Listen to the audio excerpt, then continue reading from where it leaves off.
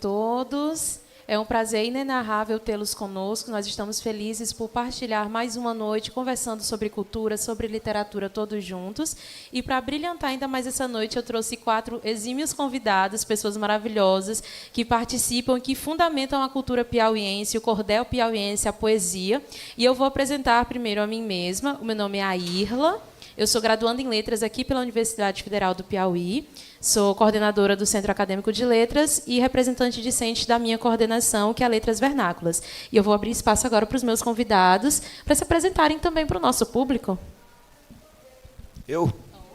Pronto. Então vamos lá, pessoal. Boa noite.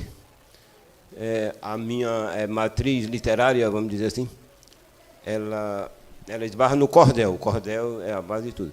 Assim como a rima métrica foi lá na sílaba tônica, e a partir da sílaba tônica a gente começou a ver que rimava a partir dela, que ela tem que estar embaixo do tempo forte do compasso, e aí fomos produzindo a nossa trajetória, vamos dizer assim, né, de 50 anos de poesia. O meu nome é Raimundo Clementino. Eu ia falar primeiro essas presepadas, para depois vocês dizer meu nome, né? Mas ela já quis saber logo. É Raimundo Clementino Neto. E eu talvez tenha nascido escrevendo, até eu digo que o projeto veio errado. Eu era para ter nascido livro, acabou saindo errado, é nascer gente, né? Mas eu tenho identificação muito grande com o livro, tá? E eu estava quase brigado com o Romero, né? Fiz esse lançamento há pouco tempo, e aí ele queria trazer para cá, eu disse que não, porque eu já tinha vindo aqui 8 vezes ou 9, não ia acrescentar muita coisa. Isso porque a primeira vez que eu vim, Doce de Palavras, foi uma emoção que eu não consegui, fiquei meia hora tremendo para dizer a primeira palavra. Então, a Marina escreve também, os nossos colegas todos aqui, mas eles já vieram menos que eu, né? Aí eu falei para o Romero, dê meu lugar para outra pessoa que está no começo, não que eu queira ser nada, né? Mas a emoção é maior, a emoção do primeiro foi muito grande. Bom, aí eu pensei que ia falar com ele, até trouxe um monte de coisa para pegar, que ele não gosta de me pegar, mas a gente vai falar. Aí eu vou só falar um pouquinho desse livro, que eu acho interessante. Vamos distribuir cordel, para quem quiser, tá?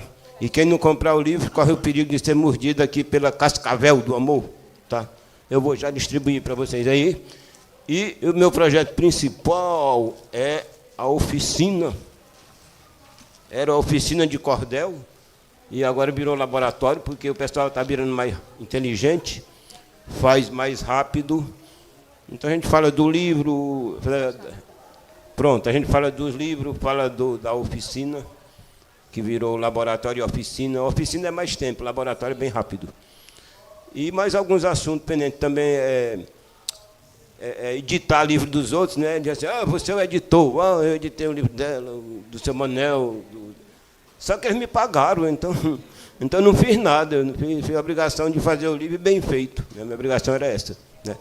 Pois é, a gente tem esse envolvimento todo, e aí ao longo aqui do tempo a gente vai revezando, falando, esclarecendo, respondendo o que perguntar, se não souber a gente inventa. Tá bom? Então era mais ou menos isso. Você que passa, ou eu passo direto para a minha colega, professora Marina.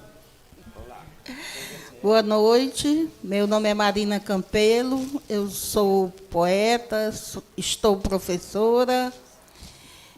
Quando eu falo assim, eu estou professora, eu acho que eu sou mais poeta do que professora, porque na poesia eu estou, desde que nasci, digamos assim, né, no cordel, em outras poesias, né, gosto muito. E pegando aqui uma linha do meu colega Raimundo Clementino, eu quase não tenho vindo aos lançamentos, como lançando meus livrinhos, né? Mas eu gosto muito da plateia, eu sou muito de plateia. Então, a gente aprende muito em ouvir os lançadores de livro, né? E foi aprendendo com eles que eu fui aprimorando a minha poesia. E estou feliz de estar aqui hoje lançando mais um. Estou lançando nesse Salip agora, eu estou lançando esses Moedas do Brasil, que é mais didático. Eu escrevo muito lendas e memórias, mas agora eu peguei e escrevi esse daqui, que é didático, né? Moedas do Brasil. Obrigada, professora. E vou passar aqui para o colega. Boa noite. Boa noite. Meu nome é Manuel Carvalho de Oliveira. Eu sou de Água Branca, do Piauí, uma das melhores cidades do estado. Sou advogado, procurador do estado, professor.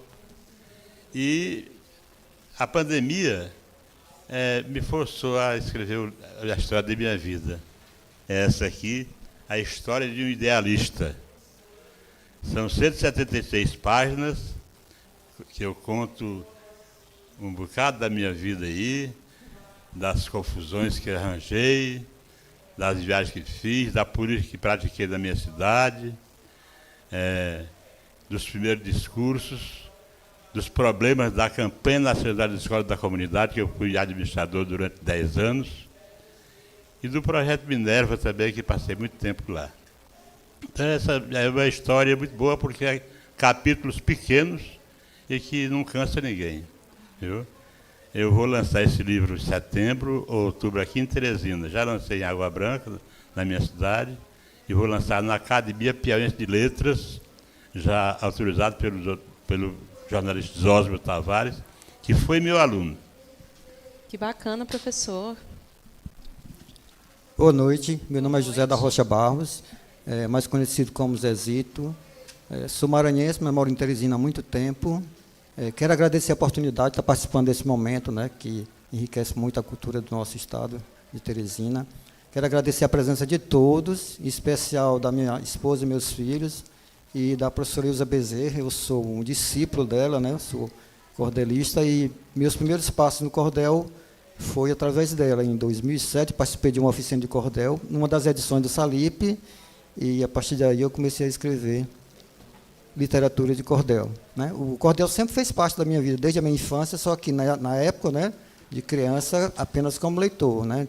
Li bastante os clássicos, o Romance do Pavão Misterioso, Coco Verde de Melancia, enfim. E estou aqui hoje, recentemente, em junho, eu lancei meu primeiro livro de cordel, Poemas e Cordel, né? Contém 3 poemas, e estou aqui hoje para falar um pouco sobre ele para vocês. Boa noite.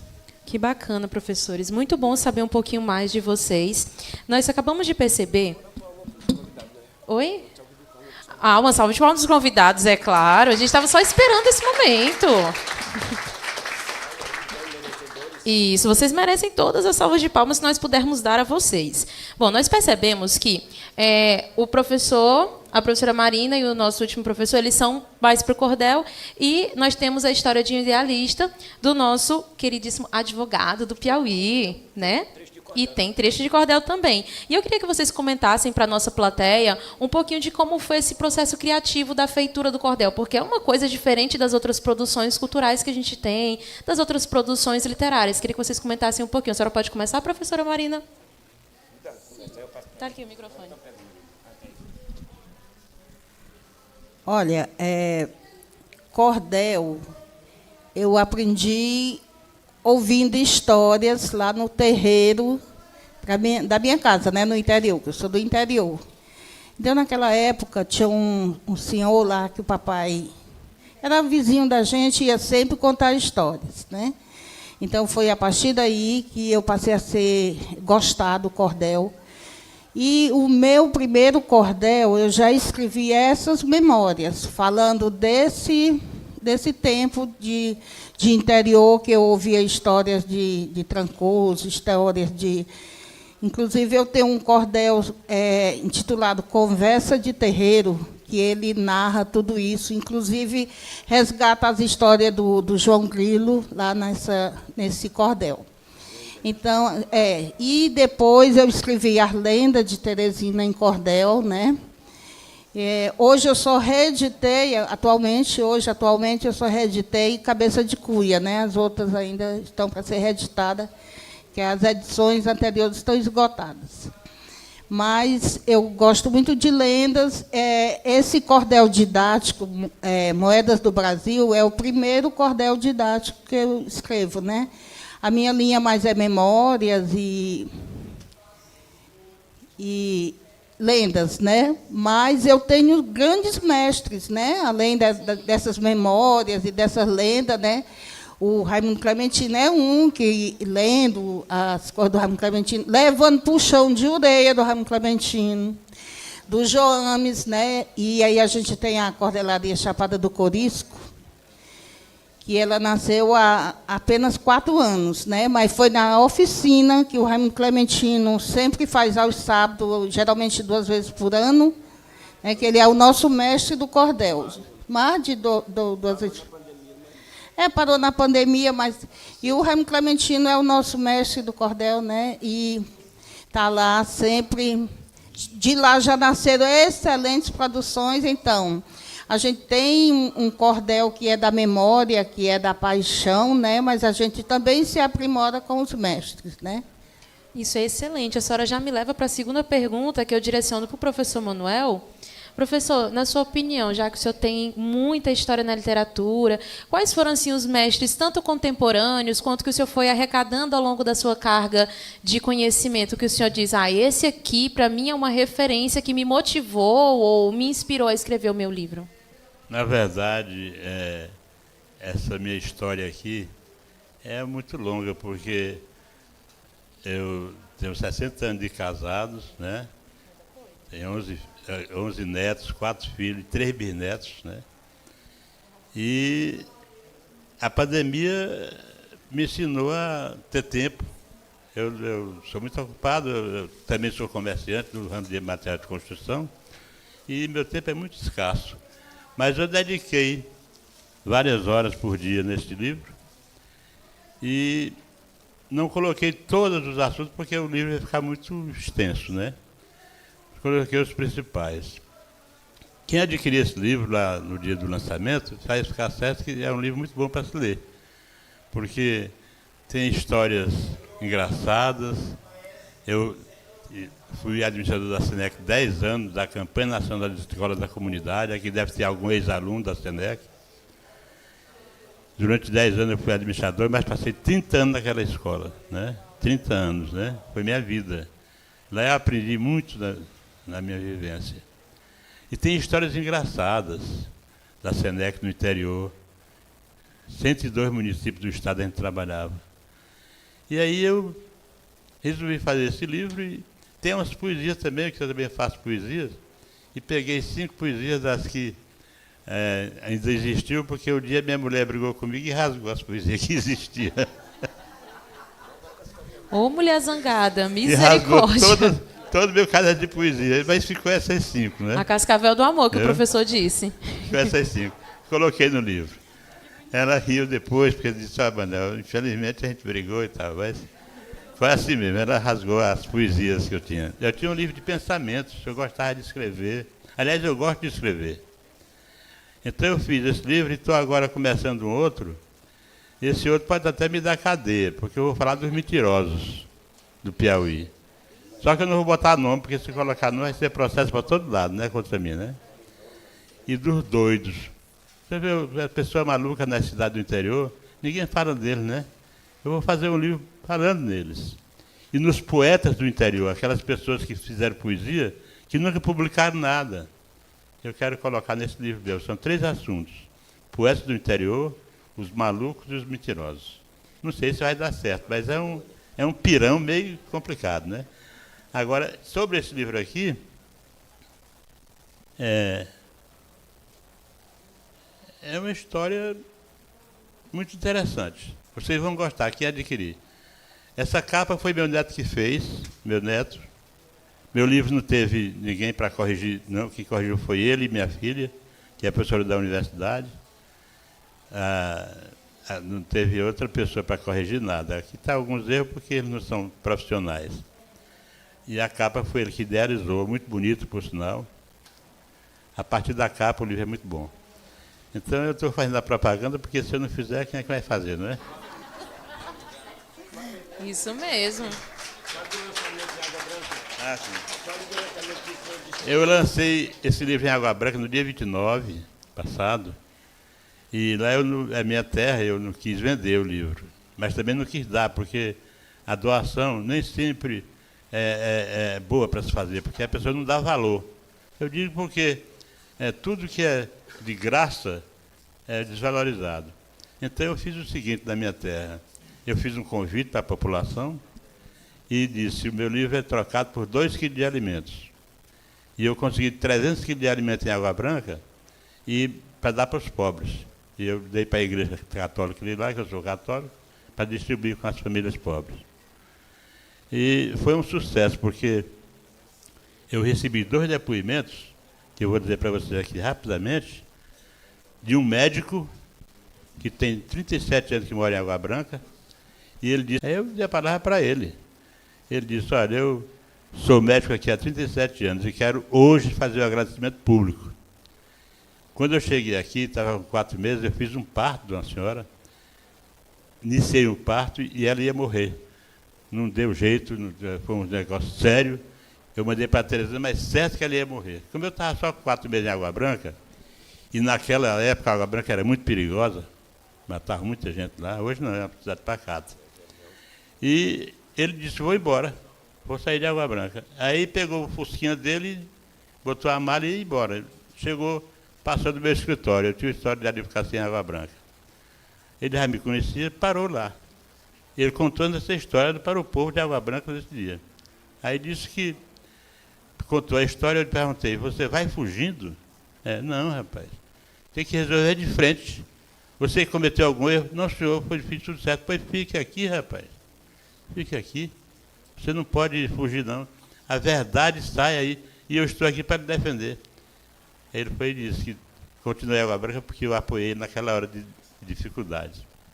Aí, para surpresa minha, o Zóio Tavares, que estava lá comigo, lá convidado meu, presidente da Academia Piauiense de Letras, foi meu aluno, da SENEC, em Água Branca, disse também que tem um depoimento para fazer e um agradecimento.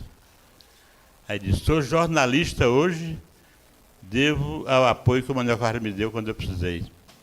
Eu era estudante da Escola Técnica Federal e criei um jornal em Água Branca, o Águia. E fiz uma crítica ao prefeito. O prefeito fez um decreto, proibiu a circulação do jornal. E aí eu fui ao Manuel Carvalho e ele disse: coloca na primeira página lá a propaganda do meu escritório. Só de advocacia, Médio Parnaíba, advogado Manuel Carvalho de Oliveira. E vamos ver se ele vai proibir. Acabou o decreto do prefeito. E ele disse que aí foi que surgiu os ossos jornalistas. Aí foi que surgiu a vontade de ser jornalista. Então isso foi muito bom para mim. Pagou. Tudo que eu gastei nesse livro, pagou nesses 2 depoimentos. Obrigado. Excelente, professor, que maravilha. Pode passar para o professor Zezito. Aproveitando que o senhor já disse que gosta dessa visibilidade, né, para autores menos conhecidos, professor, na sua opinião, qual a visibilidade que o produtor de literatura piauiense está tendo ultimamente? Como o senhor vê essa questão? Olha, eu acho, principalmente nós da Literatura de Cordel, a gente precisa de mais espaço. Aqui em Teresina nós temos o evento, a gente pode dizer até o único, o Salip. Né? Então, a gente precisa de mais oportunidades para mostrar nosso trabalho, principalmente os autores iniciantes. Eu escrevo, por exemplo, tem um dos textos que está nesse meu livro, Luiz Gonzaga em Cordel, eu escrevi em 2015, só que eu não tive a oportunidade de publicar. Né? Eu quero, inclusive, agradecer o mestre Raimundo Clementino e a equipe dele, da Gráfica Rima, que permitiram que eu realizasse esse sonho, certo? Então, nós, autores e escritores, precisamos de mais espaço e mais oportunidades para mostrar o nosso trabalho, certo? Esse livro então, tem 3 poemas, certo? O primeiro deles é a Novena da Vila Operária.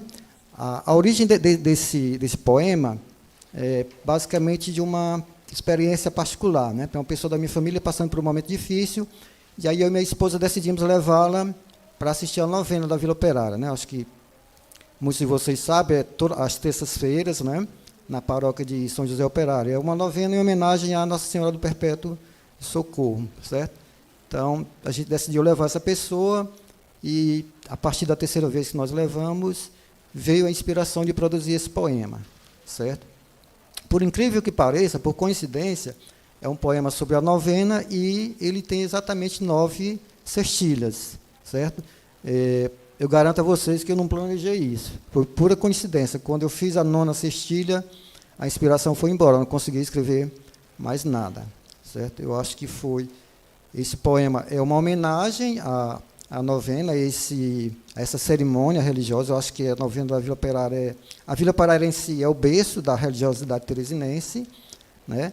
E, ao mesmo tempo, uma forma de agradecer a graça que a gente está tendo.